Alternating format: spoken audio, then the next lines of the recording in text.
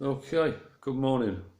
Well, it's morning for me because I get up, well, I don't sleep much anyway, but I get up early, don't I? And then I go back and have a little sleep. I'm awake now. So this is my new morning because I just do what I like. Couple of things.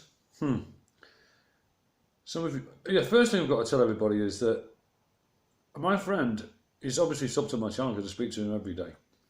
It's only saying 26 subscribers and no comments on any video. 26 subscribers and no comments on any video. And I've noticed that I was getting an average of 40 views with 60 subscribers, and now I'm only getting 30 with 127 subscribers. So people are being unsubscribed, not getting notifications, not seeing comments. So if you can all, if anyone who listens or puts a thumb up just doesn't comment, just, can anyone just put the number out there to see how many subscribers I've got? That's it. Just put the number. I don't know. But I've had all my channel shadow banned, and this one's getting shadow banned as well. Interestingly enough, I can see most of the comments, and I'm getting quite a lot. My average is very good. It's over a third viewers, comments, and likes. And the same as I was on Twitter, the same as I was on all the time. They call it an influencer. That's right, me, little old me. Who'd have thought it? But yeah, when I started on Twitter and I looked at the stats for someone with so many followers should expect this kind of interaction per tweet. Well, mine were like off the scale, and I'm thinking, what's going on here? And I realised then, I thought, oh yeah, the people were listening to me.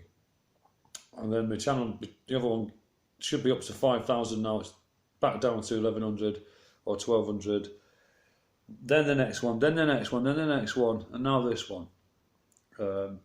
So if you want to know the truth, just come to my channel.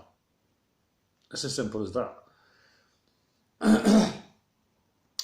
Right, you might recall I rang up the police the other day and I told them what I thought of them. And I also told them what's about to happen to them. And I also reminded them that it's got nothing to do with me. I did also tell them that if I was the person I was last year, I would have probably smashed up police cars already. Because I told everybody that we're going to reach critical mass soon. And for those of you not quite sure about the subject, critical mass is a nuclear explosion. You could also apply critical mass to the advert GoCompare.com. You're thinking, what the... Yeah, that's right. GoCompare reached critical mass. Became useless. Of no further use.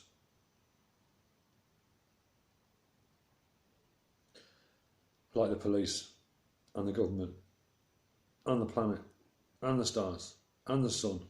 Everything is reaching critical mass. And I'm going to leave a video on the link. And I want you to watch it.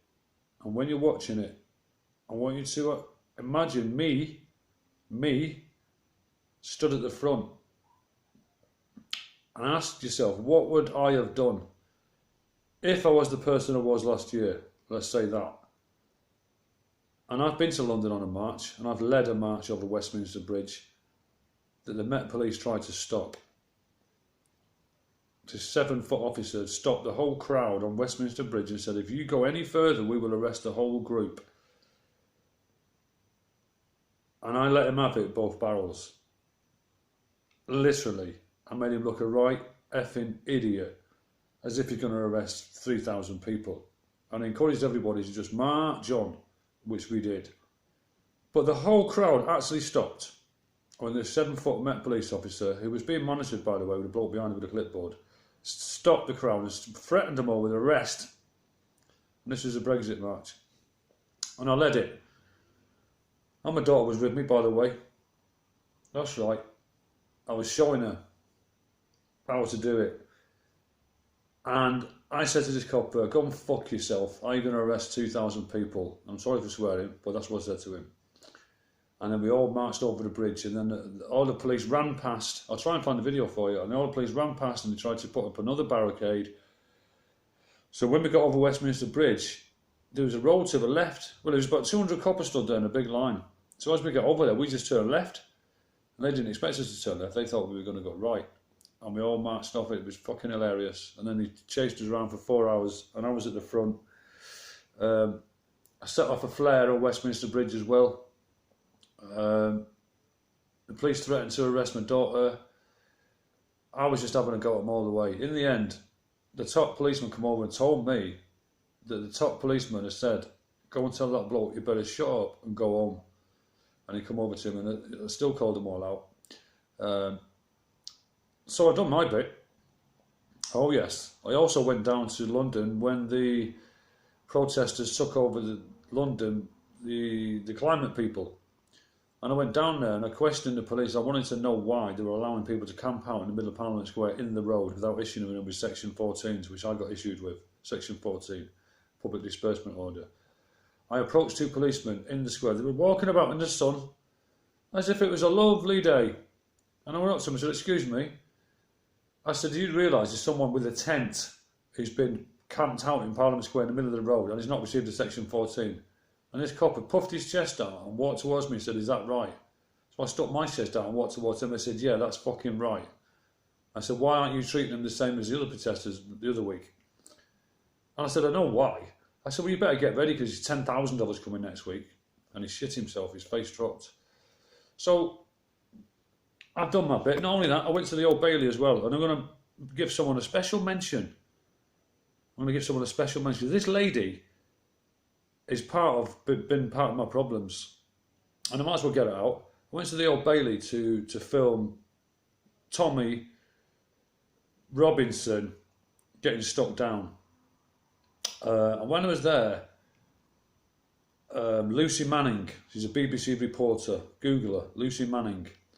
She interviewed Tommy once. She said, oh, Tommy, how do you feel about going to prison? I mean, what a stupid fucking question. I'm not supporting Tommy either, by the way, because I've already had my dealings with him and run-ins with him and his sidekick, Glenn Saffer. Anyway, so I thought I'd have a go at her. So she stood with all the press and all that lot, stood there, little despicable person. I said, oi, you there. I asked her a question and I said, well, you don't mind asking people questions. I said, I'm asking you one. Anyway, she didn't like me. And there were some MI5 officers there protecting and they were looking over at me. And then right outside the Old Bailey, outside the archway, outside there, there's a bit of history in that arch, I forgot what it was. And I'm in there and I'm having a spliff right in front of the coppers with Active Patriot. And then this woman gets into the enclosure, because we had a special enclosure for the special elite people who were in this little clique kind of thing. And this woman came out and she stood in front of me, an Active Patriot, and took a photograph with a professional camera. And I looked at her, and after she'd done it, I looked at Active Patriot and I said, "Who the fuck was that?" And then after she walked off, it clicked straight away. It was Lucy Manning.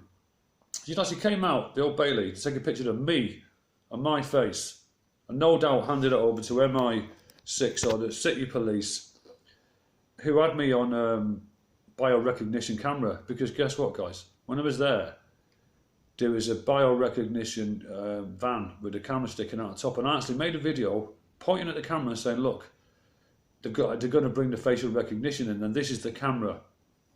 And it was that sort of van. And I got caught on it myself. But I was telling people then. So yeah, Lucy Manning, a bit of special there. She works for the BBC. Go and check her out on Twitter or wherever. Go and find her. And ask her, why did you take a picture of Remnant 88 Starseed outside the Old Bailey and pass it on to your Masonic lodges, of which there are about 14 in this fucking town. And whoever lives in England, just put in Masonic lodges and get all the addresses and just get yourself a little map and draw the lines in between them all. Just so you know where they all are. You know, for heritage sake. You know what I mean? Heritage sites. Yeah, that's what we'll call them. So yeah, Lucy Manning, BBC reporter, fucking made my life a misery. Because I dared to go to the Old Bailey and ask her a question. And she's a reporter who asks people questions. And that's what she did to me. And that's why I rang the police up, because I know these bastards have been on to me. Fucking with my life, fucking with my children, upsetting my fucking kids. And I warned that copper, critical mass. And it's happening. Yeah, them bastards. And that's why I rang him up and I told him. Because I've had enough. I'd recommend everybody should do it. Should start a citizen arresting the police for treason. That's what's going to happen. Like I said, I'm just glad I'm not the person I was last year, because I would definitely already be doing it right now, I'm afraid. And even some good people are going to do what I would have done last year, because they'll have had enough. They'll have had enough, guys. And I do feel sorry for the police. Come on, if you're in my gang, you mustn't judge anybody, and that's your own enemy. I'm not joking. You don't forget, they've been misled as well. They've been fooled, deceived, just like we all have. We've all been deceived in our own way. These police have really been deceived. They're not paid to think. Police are not paid to think. They're paid to do as they're told. Now, like I say, have some sympathy for them.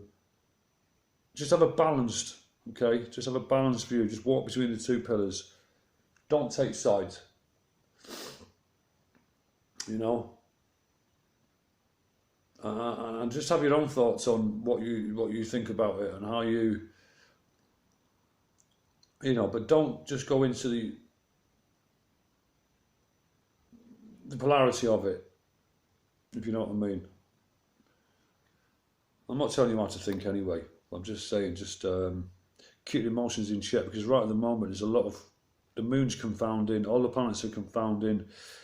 It's all alchemical. It will mess with your emotions. I'm not even joking. It really will mess with people's emotions. Because on a full moon, psychiatric wards, police, hospitals will tell you that they have an increase in this, that and the other.